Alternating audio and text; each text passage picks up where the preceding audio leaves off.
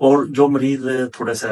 گرم مزاج ہیں وہ سابودانے کی کھیر کا ناشتہ استعمال کریں، سابودانہ بنا لیں، اس کا ناشتہ استعمال کریں، اس کی کھیر بہت اچھی ہے۔ انڈے کی سفیدی استعمال کر لیں۔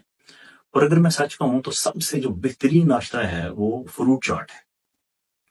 فروٹ چاٹ میں آپ کیا کرتے ہیں کہ سارے موسمی پھل لیتے ہیں، کاٹ لیتے ہیں، ان میں کوئی کریم نہیں ڈالنی، اس میں کوئی آپ نے اور چیز نہیں ڈالنی، صرف فروٹ کاٹنا ہے، ایون کہ کوئی مسالہ بھی نہیں لگانا فروٹ چاٹ والے میں۔ اب اصل میں ہماری چیزوں کو بگاڑنے کے لیے، ٹیسٹ ڈیولپ کرنے کے لیے چیزیں مارکیٹ میں آ گئی ہیں، وہ غذائیت ختم کر دیتی ہیں۔ کوئی مسالہ نہیں، کوئی کریم نہیں، صرف فروٹ کاٹیں، فروٹ کے اوپر 2-3 چمچ وہ زیتون کا تیل کچئی وہ اس کے اوپر ڈالیں، مکس کریں، اور اس کا ناشتہ اگر آپ مسلسل 2-3 مہینے کرتے ہیں تو آپ دیکھیں آپ کا رنگ سرخ ہو جائے گا، اور جسم میں طاقت اور توانائی آ جائے گی، اور آپ کا معدہ ٹھیک سے کام کرنے لگ جائے گا۔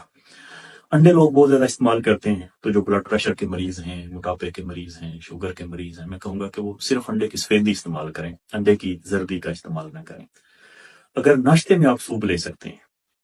تو یہ بہت اچھا ہے، آپ سوپ پیئیں ناشتے میں، اس سے بھی آپ کے اندر ایک انرجی آئے گی، ایک طاقت آئے گی۔ تو ناشتہ پیٹ بھر کے کرنا مقصد نہیں ہے، یہ جو ملوا پوڑی اور چنے اور پراٹھے اور اس کے ساتھ یہ سری پائے ساری چیزیں، یہ بھار کیف، یہ زیادہ ہیوی اور بوجھل ناشتہ جو ہمارے ذہنوں میں بیٹھا ہوا ہے کہ بادشاہوں والا کرنا ہے، اور اس کا مطلب یہ ہے کہ خوب پیٹ بھر لینا ہے، یہ اس کی ٹھیک تشریح نہیں ہے۔ بے شک آپ کم کھائیں لیکن